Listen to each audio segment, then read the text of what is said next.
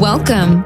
You're listening to the I'm Wired to Inspire podcast, creatively engineered by Nicole, the inspiration specialist. I'm Wired to Inspire is a powerfully packed podcast filled with inspiration and encouragement to get you through your day. It's designed to inspire you to live your authentic purpose. Now, stay tuned for your host, Nicole, the inspiration specialist, on today's episode of I'm Wired to Inspire.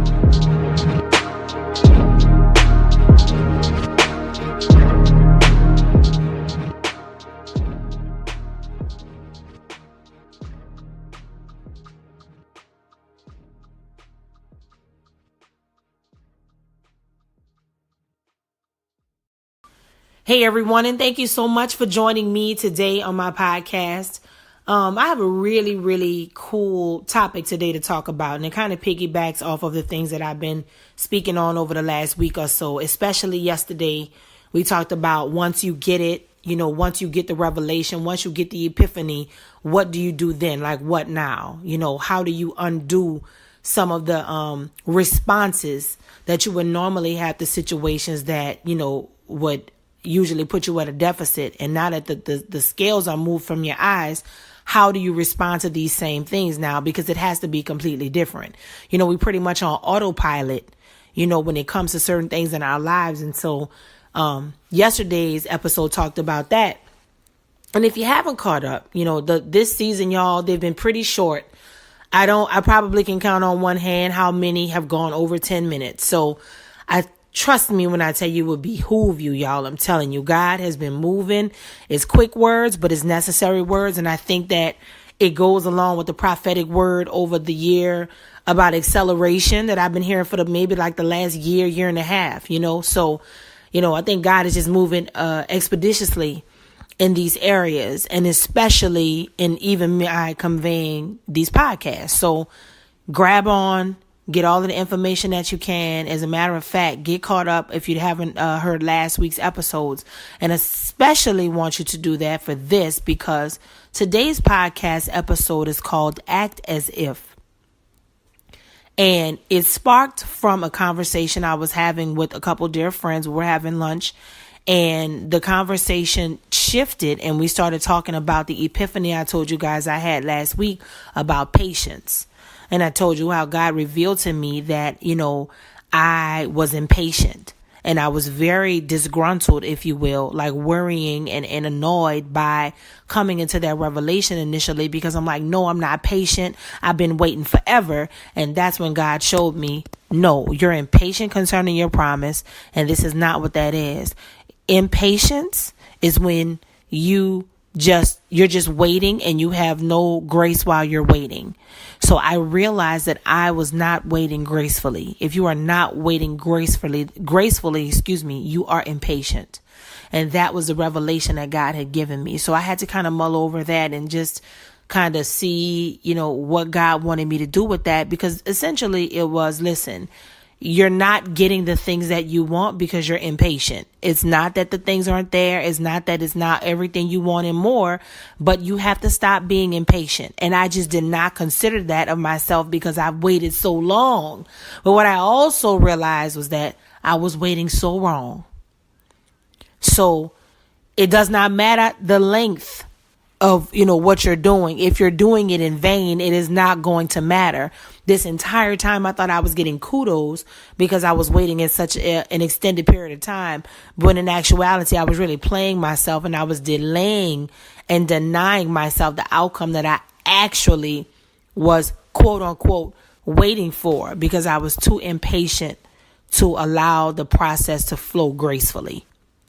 So with that being said, from that point, we were talking about, my friend asked, she said, well, okay, so now that you have the epiphany, and now that you know that you have to wait gracefully, what do you do then? Like, how do you wait gracefully? If this whole time, again, like we talked about yesterday, if you still have the same old reaction, and even though you have a new revelation, but you still react the old way, because you have to unlearn that behavior and you have to learn the new behavior that goes with the actual response that you want, right? What do you do in the meantime when you are gracefully waiting? And I said, man, I don't know. She said, well, I think you act as if. And I said, act as if? And she was like, yeah. I said, well, what's the difference between acting as if and faking it until you make it? And she said, well, we don't want to fake it until we make it. She said, that's not me. She said, I think that for me, it is more about acting as if, in the sense that whatever is said, whatever is done, in that whatever you're basically trying to do in the wait, like whatever you're waiting for, you have to still have the mindset that it's already done. So you're acting as if it's already done. You're just waiting for the reality of it to catch up to your mindset, right? So again, that's biblically. Speak those things that are not as though they were. You have not because you ask not. Seek your happiness in the Lord. He'll give you the desires of your heart. Basically, you're igniting all of those words scripturally, and not even realizing that you're really setting yourself up for something really awesome to happen. Because it's like if you're saying, okay, I am going to take a trip this year, but you don't have no money to take a trip. You don't even know where to go. You never been nowhere. But it's almost like you say, you know what? I'm going to just go pack a bag. And you just have a bag packed. You have a bag packed in your house and you are ready. It's almost like you're preparing for it. So you're acting as if you're going somewhere. You know, it's literally putting yourself in a position of believing that is what's going to happen for you, right? So the same friend, she ended up hitting us up one night and she said, you know what? I want you guys to check this out. Okay. And I said, man, this is really, really powerful. She sent me this story and I'm going to read it to you guys. One day as a small child, Thomas Edison came home from school and gave a paper to his mother. He said to her, Mom, my teacher gave this paper to me and told me only you are to read it. What does it say? Her eyes welled up with tears as she read the letter out loud to her child. Your son is a genius. This school is too small for him and doesn't have good enough teachers to train him. Please teach him yourself.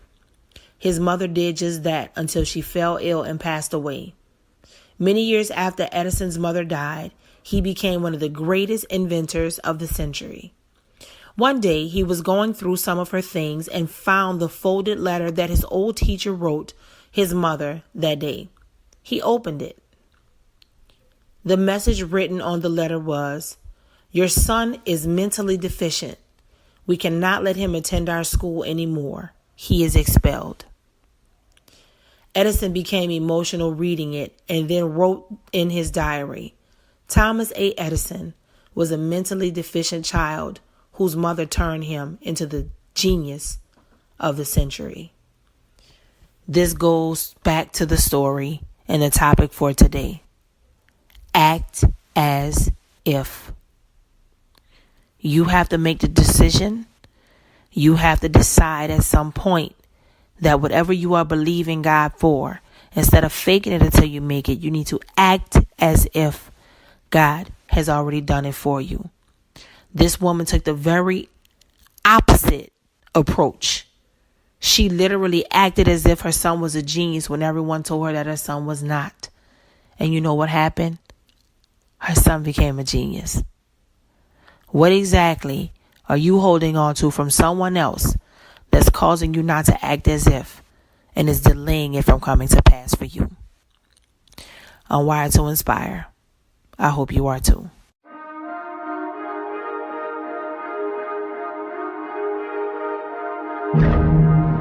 Thanks for listening to I'm Wired to Inspire podcast at I'mWiredToInspire.com. If you enjoyed the show, spread the word and be sure to hit the 5-star rating on iTunes. For more information on this podcast and inspirational products and services, log on to I'mWiredToInspire.com. And remember to live your authentic purpose. Thanks again and see you next time.